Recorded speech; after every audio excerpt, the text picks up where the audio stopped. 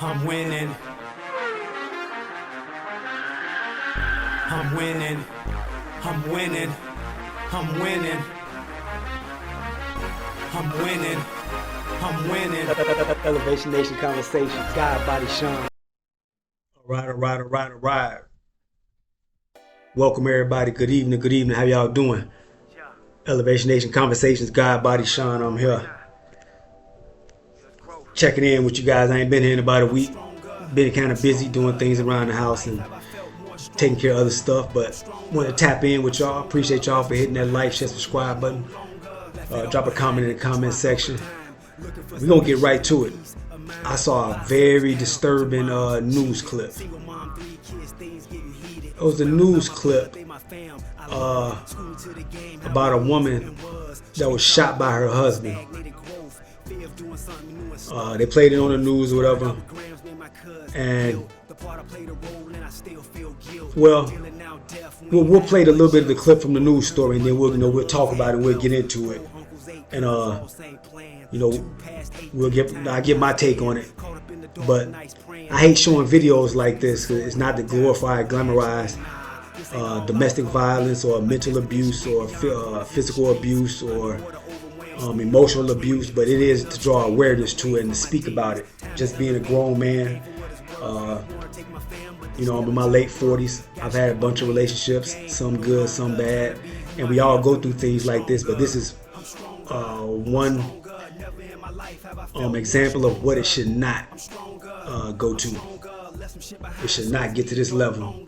But we'll speak about it. I'm gonna play the clip a little bit, and let's talk about it and see what's going on with it. All right. The victim recorded strength to tell her mother's story days after that young woman's father was sentenced for murdering her. The victim recording every haunting moment.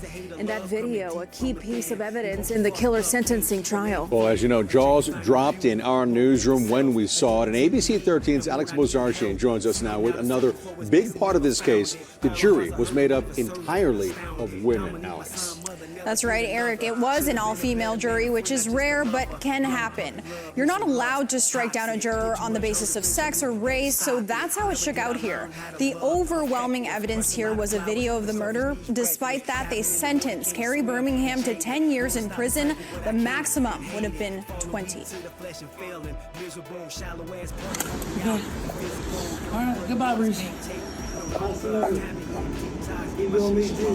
Those were Carrie Birmingham's last words to his wife, Patricia, before he killed her with his shotgun outside their home in Spring. In the video, you can hear he fired 3 times. This all going down while their teenage daughter, Olivia, was at school. I lost both my parents that day. My dad died that day, too. Because the person who did that to my mom and my father aren't the same person. Patricia and Carrie had roughly a 30-minute argument leading up to the shooting. You really want this on video? I'll pull it. I'm mad enough to just pull it. Audio we obtained of several minutes prior to the video became a large part of Carrie's crime of passion defense. I'm done. I'm done too. I'm done. I'm done too. Carrie had allegedly learned Patricia was having an affair, the two's argument getting more and more heated. Don't blame him.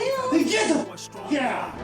Carrie's defense attorney, Anthony Osso, says they pled guilty directly to the all-female jury. He says their strategy was to accept responsibility, but convince jurors Carrie shot Patricia in the heat of the moment. We never tried to justify the actions of our client, but the defense wasn't about justification. It was about why he did what he did. We tried to. Olivia finds her father's defense questionable at best. I don't know. That sudden passion. You have to have something. You have to have made that decision within you for a while. I feel like to do that to somebody you really, really love. Carrie was given a 10-year sentence with the possibility of parole after 5. Olivia says in court she spoke to her father and gave us a summary of her victim impact statement. That no matter what was said in this trial, you know the type of woman she was. You know who she was, and you know what you did and how he took away my favorite person in this world. I'm stronger, never in my life have I felt more stronger. Now this is a story about a husband and wife. I think it said they were married for like 20 years or something like that. But it's an extreme case of domestic violence. This is ridiculous. Well, first of all, fair use, copyright strike, fair use. But this is ridiculous. There's no way in the world where things should get this heated about anything you can even fathom of arguing about, where you want to kill your partner, whether it be the wife or the husband or whatever. I just had a video on here the other day about a black judge. She shot her boyfriend in the head. So it's just not one way. It's just not one way violence. It's multi-directional violence, where it's men on women, women on men. It goes both ways, and it's ridiculous. Like there's not even words for this, and I feel horrible for the young girl. The way she was talking about it and speaking about it, she was just real nonchalant about it. Just, I don't know if it happened so long ago that it's just really not affecting her like that, or what. But it's crazy. It's crazy to me that the daughter is not messed up worse than this behind it. Matter of fact, let me just play that clip a little bit more where he talk about what he's about to do. I think this is the mark right here. Okay. All right. Goodbye, Reese.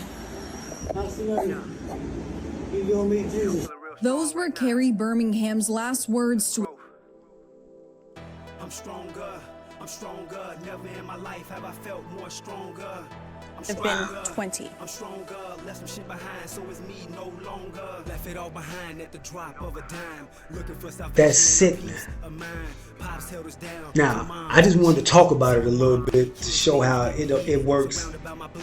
It doesn't work on the man's side or the woman's side. Either way, it's all wrong, and it all led up to the culmination of this. Now we got to speak. We're gonna speak from the man's point of view right now. They played a little bit of a video clip of an argument between him and his now deceased wife, where he was saying he's fed up, he's done, he's fed up, he's tired of it. And I don't know what was behind that argument, but what they did say in the news story was that the wife was cheating on him. So the wife was cheating on him, and that's a painful pill to swallow in any form. But what was happening is he's so mentally disturbed and he's so attached to her, because it obviously looks like, it looks like maybe, I don't know. They just don't look like an evenly yoked couple. He obviously looks like he's out of shape, not taking care of himself. He just looks, he looks mentally disturbed or whatever. And he probably was so invested in her that he saw no other way out. So he was just distraught. He was done with it. He was, like he said, he was done. He was fed up. He was through. And he saw no other way to release his pain or his anger, to get his pain or anger out, than besides killing his woman on video. It should never come to those extremes. And I think a lot of women have to understand and start realizing that you got, just certain shit you shouldn't do. Like, you don't know what mind state it will put a man into. She cheating on him and whatever, they arguing about and constantly arguing about and nagging and fighting and whatever. And men tend to hold things in a lot more than what women do. Men tend to hold things in a lot. We really don't kind of talk about our issues or problems, what we're going through, because when we do things like that, if we did it with our partner or such and such like that, they'll tend to say, well, it makes you look weak, and you don't want to look weak to your woman or your family. You want to be the man. You want to, you always want to uphold that that visual of having strength, having everything together, being stoic, thinking things through and not acting irrational. But a lot of men hold things in, and sometimes they just hold in so much that it would explode to this point. It exploded to this point where he could have choked her or hit her or did anything because he felt disrespected, he felt unappreciated, he felt unloved, he felt humiliated, and this was his last resort. And his sick thinking, because it is sick thinking that led him to kill his wife, he saw that he had no other resort than to do this to get back or get his revenge or get his hurt out. He saw no other way. He didn't even think about his daughter. He didn't think about her. His wife. He didn't think about his life. He threw all that away in one moment because he was so hurt and he had all this stuff that built up in him, and it just exploded to the point where he got to here and he wanted to shoot his wife and kill her because of what she did.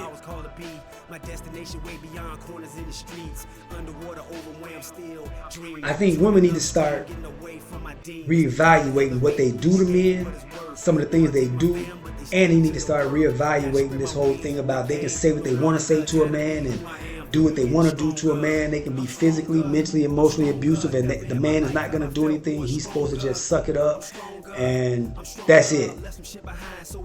I think you women need to stop that and start realizing that men are human beings too, and they have a breaking point too, and it can get very, very ugly when you do things to hurt, someone that you say you love or that says they love you. You got to start taking that into account. You can't rely on this whole fact that no men will do anything to a woman. They won't hit a woman, or you can call the police and the police will back you up, and y'all got to stop. Y'all got to stop. It's even to the point where men and women are getting divorced, and women are using the courts as a weapon or a tool to go against the man because they know the courts are more lenient and leaning towards the man. A lot of times they'll kick the man out the house, give the house to the woman. They make the man pay child support, alimony, all that. And they don't know what they put these men through.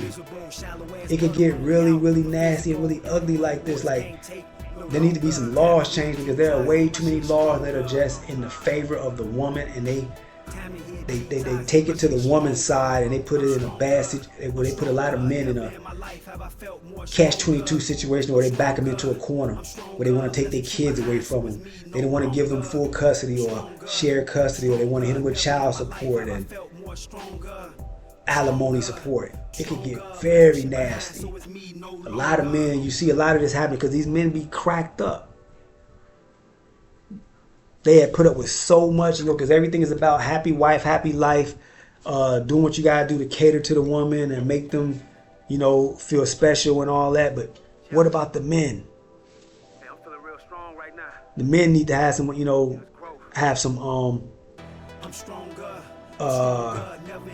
consideration for their feelings and what they going through and the things that they go about. And now looking at it from the woman's standpoint, rest in peace, like I said, you don't want to ever see anybody get killed like this or murdered like this, anything like that. At what point did she not think to just say, you know what, I don't want to be with him no more. I'm not going to cheat on him. I don't want to be with him no more. He's not keeping himself together. He's not satisfying me. Maybe he's being abusive or mentally abusive or physically abusive, and I just want to leave. I want to go. Why go cheat on him? Why go cheat on him and put him in that position where he's so mentally and emotionally messed up that he would want to do this and take your life? She should have thought way more of herself and should have thought way more of the situation that she was in and made a better choice and a better decision, and she may have not ended up in this situation where her husband is shooting her to death and killing her. And like I said, I'm not justifying what this man did because it was wrong, it was horrible, disgusting, terrible. But both men and women got to start thinking about what you're doing to each other when you're in these marriages and these relationships, and you got to think things through, because life goes on and it cannot be that bad. Like, it really can't. Hit that like, share, subscribe button, drop a comment in the comment section. Just wanted to tap in with y'all and, you know, give my take on this story and just look at it from both views, standpoints, and just, you can see it from his side, you can also see it from her side, and neither side is correct. His side is definitely wrong, you know, and also the woman's side, some things that she did led to this. You don't know, there might have been mental or physical, emotional abuse on her side to him. We don't think about that. We always tend to think that the women do nothing. It's always the man, it's always the man, always the man. The man is controlling, he's financially controlling, he's sexually controlling, he's this and that. But we never think about, do the women do things in some of these cases, and what they do is they run with the fact that, oh, he ain't gonna do nothing to me because he a man, he'll go to jail, he'll get in trouble. Rarely, if ever, do you ever hear of a man calling the police on a woman for violence or mental abuse or things like that. You rarely ever hear that.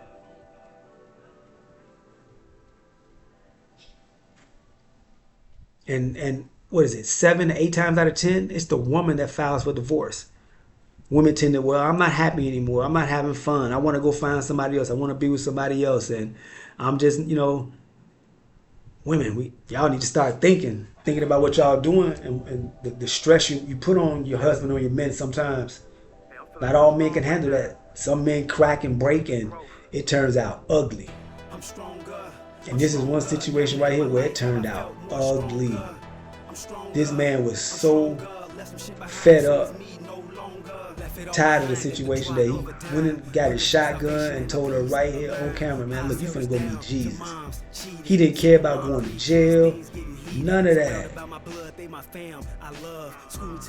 Now you also gotta look at him and say, why was your wife cheating on you? Were you mentally abusive? Were you physically abusive? Were you financially abusive? You're obviously not keeping yourself together, you know, appealing to the woman. You know, men always say we want our women to look good and be in shape and this and that. Women want the same thing. They want their man to look good. They want their men to be in shape. They want their man to talk to them with respect and with care and kindness. So he should have took stock or account of himself, what he got going on, because he's definitely not taking care of himself. He look like a big beer belly hog. But hit that like, share, subscribe button. God Body Sean, Elevation Nation Conversations. Man, we can learn from this, and just, it's not worth it. Relationships, if they end, then it happens. Life goes on. You can regain your dignity, your pride, your ego, your finances, the materialistic things. You can regain all that and get all that stuff back. But it is not worth going to this point and doing what this man did to his ex-wife, and the situation he put his daughter in, where she has no mother and no father now. He didn't think none of this through. He didn't think none of this through. And now everybody is in a horrible situation. So women, you got to think about what you're doing to these men sometimes, and the stuff you're going through. If it's that serious and you want to cheat, you want to do things like that, leave. Same with a man. If you want to do all that cheating, this is that, leave. Because you don't know what a woman would do to you, or you don't know what a man would do to you. Stop playing with people's emotions and people's feelings, and be 100 and be straight up. This is definitely was an avoidable situation. But years of mental abuse, emotional abuse can take a toll on you. It can make people snap. And you gotta be aware of what you're doing, how you're treating people. Hit that like, share, subscribe button. I'll catch y'all on the next one. God Body Sean. Y'all take care. Peace and love. One. I'm winning. I'm winning. I'm winning. I'm winning. I'm winning. I'm winning. Elevation Nation Conversations. God Body Sean.